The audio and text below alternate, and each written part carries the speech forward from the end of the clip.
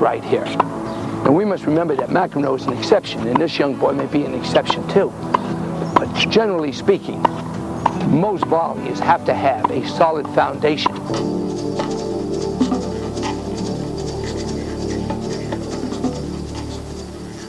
Maybe what's lacking with American players right now, for instance, is that we can't seem to get a group of the best in one place competing with each other. And that's really what you need. You have to see your peers, your competitors, where they are. You got to gauge yourself with them and try to be the best in that pack. And if you do that, you're going to make it.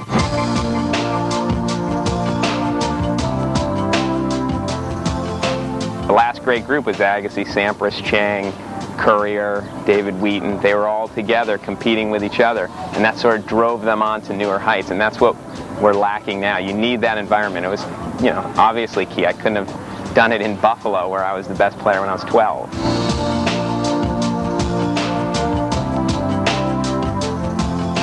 When I turned pro at 16 years old, no one else had yet done that. Even John McEnroe had made semifinals at Wimbledon. He went a year to Stanford after he made semifinals at Wimbledon. No one turned pro before 1 year of college. I'm not exactly sure what 1 year of college does for you, but everyone went for 1 year. And Nick is the one who convinced me to turn pro. He was there every step of the way those early years, and he really had me believing that, you know, I belonged and that I was one of the best players out there.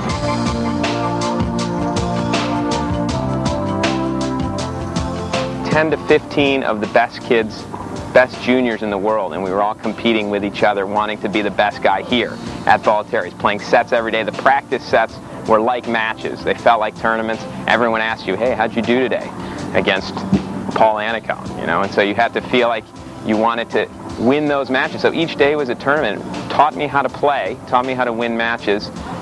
Now it seems like too much emphasis is done on strokes, not as much on playing.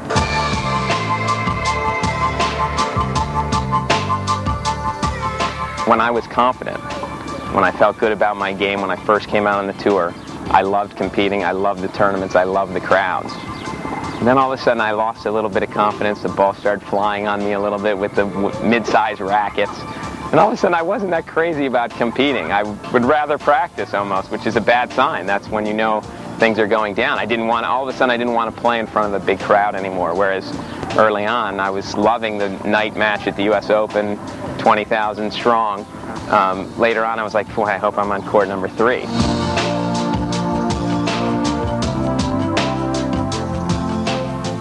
Jim Courier said, thank you, Nick, for giving us the opportunity to go in those back courts and go to war.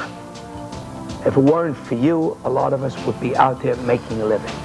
We had good players and top facilities and outstanding coaches. Put all of those three together, you have a darn good chance of having success, because what happens? Those players draw other players, and then they draw other players. And when you put a bunch of good players together, the level of play goes up, college scholarships, a few playing the rookie leagues, and then all of a sudden they break into the big time. But what you must be careful of not running out of the farm system, the supplies, the young ones coming.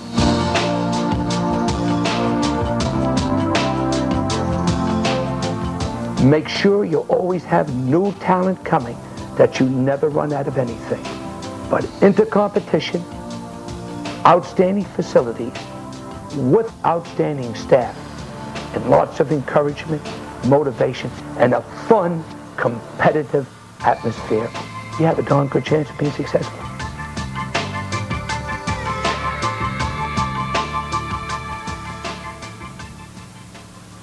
The way we work with this farm system is these little kids, say for example a 10-year-old, 12-year-old gets put into a program, but when he's in the academy for 3-4 years, those are the kids that are going to be sparring Marcelo Rios, those are the students that are going to be sparring, you know, Kornikova, or the players that we have at the academy, Tommy Haas. And that is one of the big advantages, the farm system, that since they get there, they know where they want to be, they know their goals, what we need to do, and all of us as a team are working towards the same goal.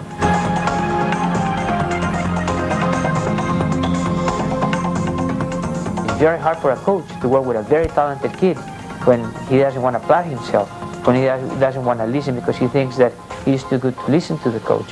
So that's the part that the coaches sometimes need to be able to know how to manage the kid and how to make him click. What is it that it's going to take for him to really reach his potential?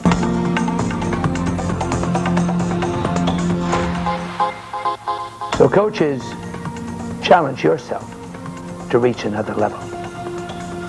Accept the challenge. Accept the most difficult challenges and reach that student. It's going to require a little homework on your part to learn all the outside facts that might lead to this student being a difficult one. Once you make that breakthrough, coach, that student might become the best of the best working with you.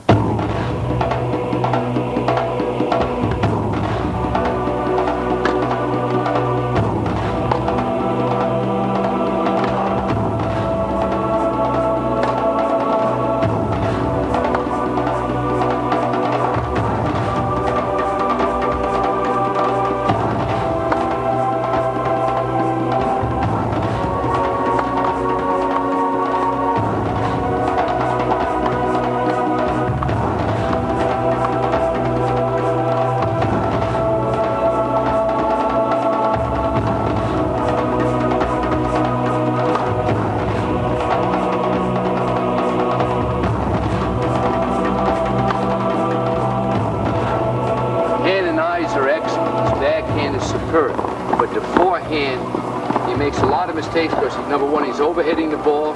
Number two, he's not using racket speed. So he's using a lot more racket speed rather than physical power. That's it. Racket speed. That's perfect. That's perfect. He's got great hands. Yeah. Good boy. Pull it away. Excellent. Much better. Let's see you slice a little bit.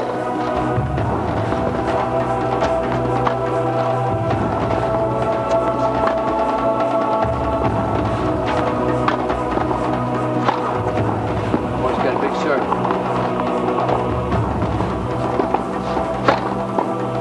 Yes, good. Very good, son.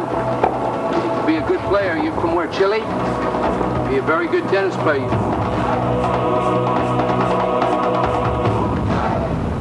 Even Agassi, when he was 12 years old, Courier, Sampras, Rios, all these guys, when they come on the court when they were 12 years old, 13 years old, they were pros. They came on the court with 3-4 rackets, they came on the court with the water jugs, they came on the court ready to play. And they were professional tennis players at that age.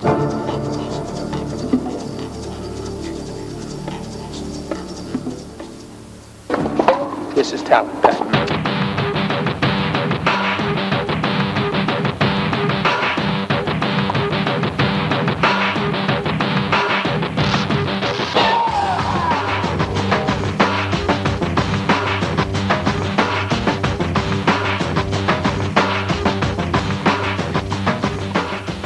Here comes one of the best youngsters in the world with an outstanding coach. It puts me in a little difficult position. So the first thing I did was I said, what would you like? He said, I want you to help me. He said, you know things that perhaps I'm overlooking. So, see, with that attitude, coaches, I joined the team. I'm not coach. I joined the team, and everything I do, I talk to him about. We go and talk to the dad, talk to her, so that we're all in the same wavelength. Don't be afraid. She's got great hands. She locks stiff, completely stiff. Also, she meets the ball so far in front for the cross-court ball. Coach, we got to do no up out here, huh? When you go down, that's when I want you to do more. When you go down, I don't want you to go out there and play conservative and say, oh, maybe the girl will miss. Can't do that. Okay. You've got to control. We're either going to go down or we're going to go up. But if you have this philosophy in the long run with your unbelievable talent, you will go up, down a little bit, but you will never go down all the way. Okay? All right.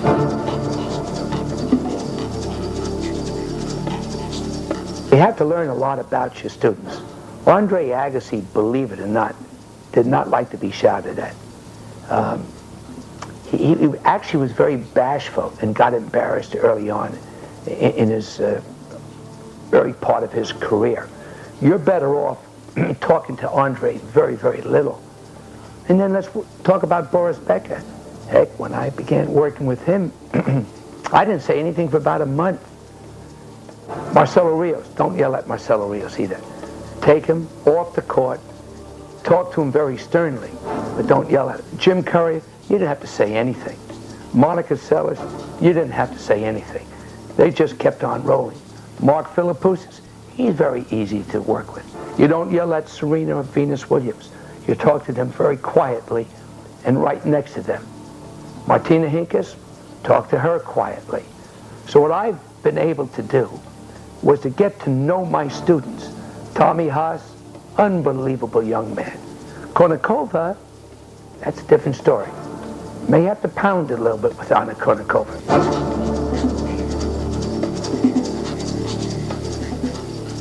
Aaron Krickstein was very stoic. He hit a ball a certain way, and if he felt comfortable, don't ever say, I'm going to make a change. Be careful. You make a little adjustment here and a little adjustment there, and without knowing it, Aaron Krickstein made that change. If you had said, Aaron, you're going to make a change, he would have fought you. He would have felt something was wrong with his game. Andre Agassi, you had to always be positive with him. Be positive. And then slip in a little comment and say, I bet you can't do this. I bet you can't do that. So a coach today must be an educator, a babysitter, a mentor, know how to con some of their students without them knowing it. Come straight forward and be direct with them and say, hey, you're going to make a change because it's my opinion, 2 or 3 years down the road, you'll be a come-forward player, and we have to make this grip change today. Hey, sometimes that works. So the role of the coach is very complex, and I sincerely feel that the top coaches today know how to work with the student. Don't know any more about the knowledge of the game, but they know how to reach their students, and that's a trick.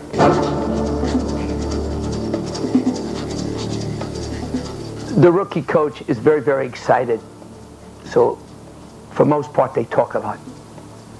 You know, they say, hey, you got to do this, or hey, you got to do that. Quite often, they may overspeak. Perhaps they're trying to gain confidence with their student by telling you how much they know. I can truthfully say that if I had done this with Boris Becker, my tenure with Boris Becker would have lasted about 2 weeks. I carefully selected what I said. So my advice to coaches today is, first of all, know your student, know the style of play, or their style of play.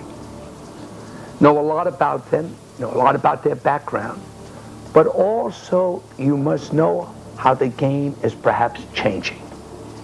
You have to stay up with the changes. As automobiles progress, as rackets progress, the game has progressed.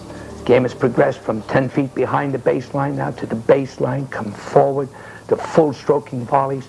So it would be very good for the young coaches to watch a lot of styles of play and then say, gee whiz, I have a young student that sort of fits into that style of play.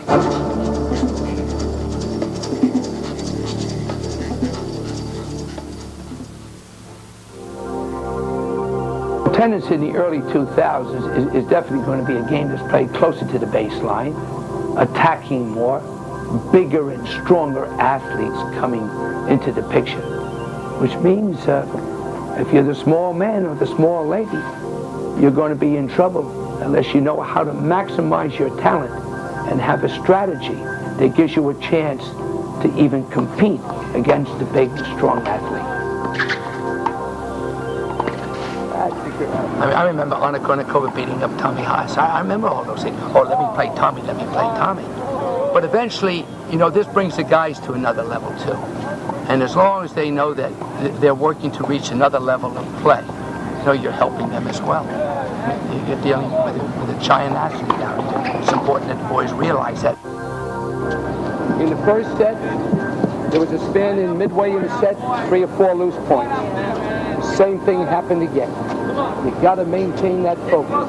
Once you're on top of somebody, you got to play like you're behind. You can't give away 3 or 4 points, okay? All right, good.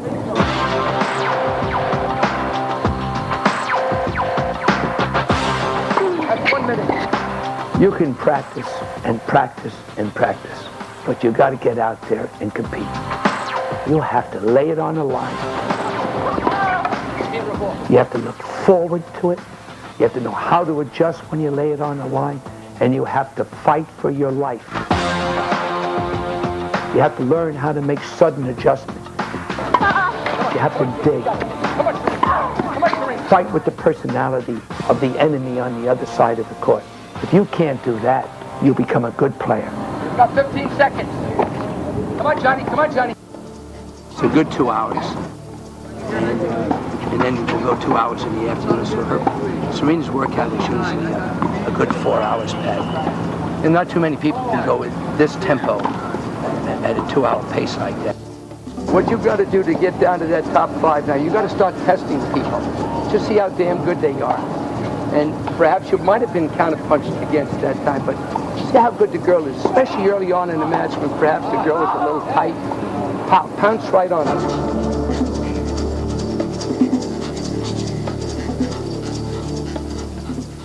The price of creating a champion monetarily runs into hundreds of thousands of dollars. We're not talking of 10 or 20 or 30,000. We're talking of hundreds of thousands of dollars to travel, fees, to coaches' fees, moving families. Whew. I can say right now that I've seen as much as $500,000 to $750,000 go into 2 or 3 of my students that reach #1 in the world.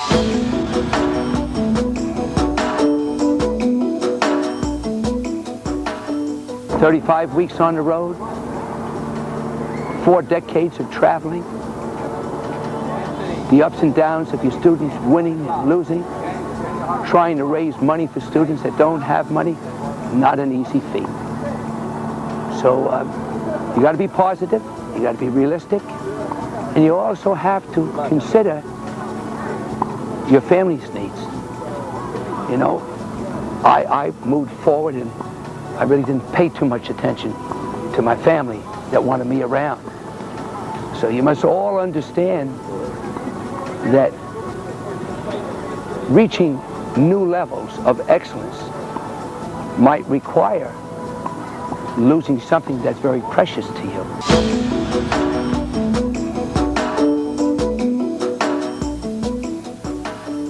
You know, an interesting part of my career is the talent coming or finding the talent, working 4, 5, 6, 7, 8, 9, 10 years as I did with Andre Agassi. And then all of a sudden, the birds fly away. Coaches, this is part of the trade. And the game is far bigger than Nick Bollettieri or any other coach in the world. Know the rules going in, and if you know the rules, perhaps you might want to do a contract with that student a little ahead of time before all the roses start coming into their home.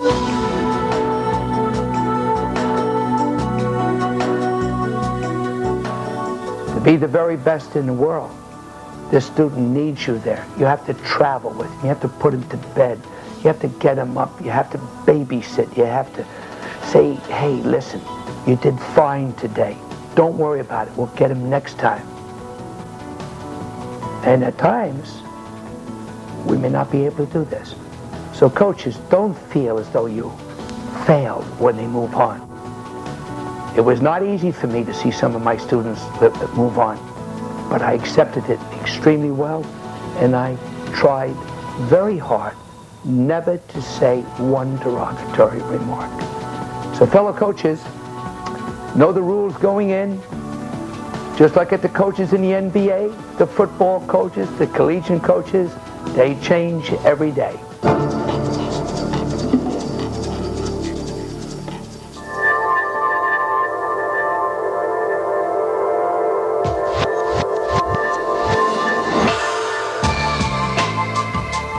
the work ethics that Serena and Venus have. They give you everything they have. To me, that's what the ball game is about. If you can get a person with some athletic ability and have work ethics like that and love to compete, it's just a matter of time before they challenge to the top. Richard says, Nick, we got to motivate them a little bit, so I try to motivate them.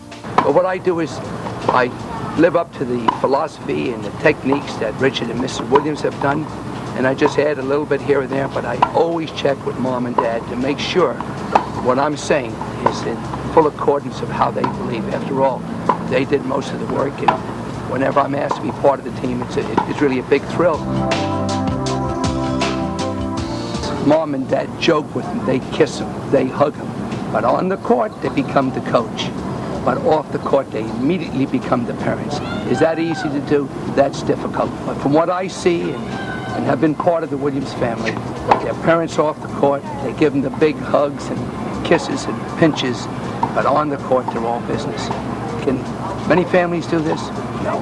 In order to do that, you have to know something about the game. You have to know your daughters, but you have to also be able to be a parent and a coach at the same time. And that's not easy to do. I definitely go in with a plan. In the past, you know, when you first start on the tour, you're a little bit nervous, but now when I go into the big matches, I know that I'm out there to play and to compete. I'm definitely working on moving forward, having my serve more consistent, especially the first serve, what it is right now.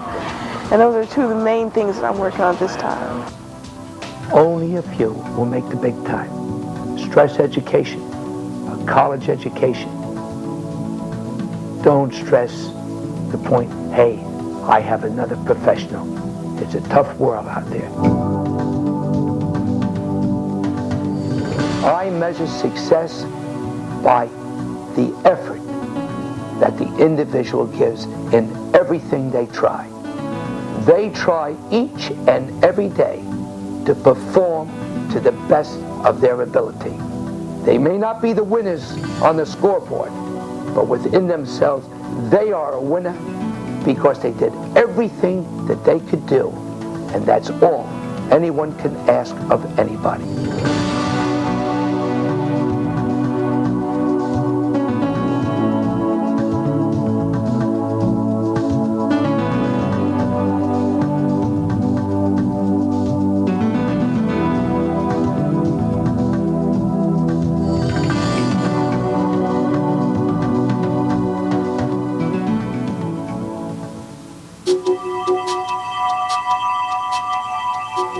You could go back 20 or 30 years, what would you do now differently?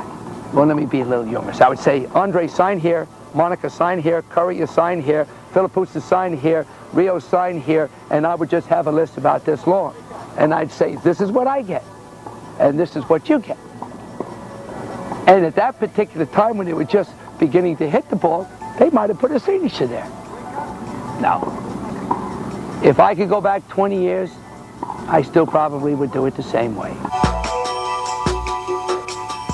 Certainly would do it a little differently than I did 20 years ago, because what I would try to do is to create a fund for other boys and girls. Not for Nick Bollettieri per se, or not for IMG. I would say, hey, if you guys reach this or you girls reach this, I expect you to subsidize one student a year as you were subsidized. You know, those students, some of them making $5, $10, $15 million a year. $30,000 a year given to a foundation would cost them $15,000. That's what I would do. I was very fortunate having a lot of friends. It was Nate Landau, and Mr. Marks, and Mr. Horowitz, and Dr. Nelson, and Jack Snyders, and Don Angles, and I can go on forever. These guys gave the Academy hundreds of thousands of dollars to help these children through their early stages when they didn't have much money. I am in hope that the USTA will give more and more support of the children that look like they might have potential. And to get children that look like they have potential, you have to go down under and start programs to bring out talent. The tournament under nationals used to be very, very exciting. You used to see the young talent coming up, and you know, everybody would be looking, who's going to be the young one that's going to be on a tour. The element of competition, again, has its negatives and its positives. If I were to vote on that issue today, I would include the 12 and under nationals again. Take a strong stance and say, if a person can play the game, it makes no difference what their age is. I saw the trial period of a year to 2 years, and I was very much in favor of that trial period. Right now, if I had a vote, yes or no, I would say a student, a parent, has a right for their child to play no matter what their age is. People laugh about it. They don't know who's number one. The ATP Tour as well as the Ladies Tour are looking at how they can almost enforce that people must play certain tournaments in order to retain their ranking. But overall, from what I heard and saw on the tour, I certainly think that the ranking system must be overhauled just about completely. The tennis tour should be curtailed. The off time for the men and ladies being the same time. And when that happens, perhaps we can put the Davis Cup and the Reitman Cup in perhaps right after the season, where there's no blending in with having to go to another tournament after the Davis Cup. If you don't have players from every country fighting to be on the Davis Cup, there's something missing. What is missing? It's played every year. I don't think that's a very good format. It should be something that's done where the tennis circuit comes to a stop. The Davis Cup as well as the Reitman Cup is a magnificent festivity. The power of TV speaks for itself. The system hopefully will not be adjusted, but perhaps it may have to be adjusted for TV. I think it'll take away from the game. Everyone must remember, if the men and ladies don't stay together, play some joint matches together, such as the Buckhouse tournament, the Charlie Passerelle's tournament, this game could be hurt in a lot of ways. When you have the men and ladies playing together in the same event, creates a lot more excitement for the viewers as well as TV. Holy mackerel. I dreamt of this 30, 40 years ago, and here it is. The largest sports facility in the world. We've developed a brand through tennis, the system. And now we're taking that system and applying it to baseball and to soccer and to golf. And soon we'll be going into ice skating, hockey. 1998, the graduating class received $4.8 million worth of scholarships. You want to start an academy. Do you realize that you have the most precious commodity in the world? You are responsible for children from 40, 50 countries, language barriers, homesickness. You have all sorts of obstacles 24 hours a day. You're responsible for these children going to school, doing their homework, going to church, special functions, interaction.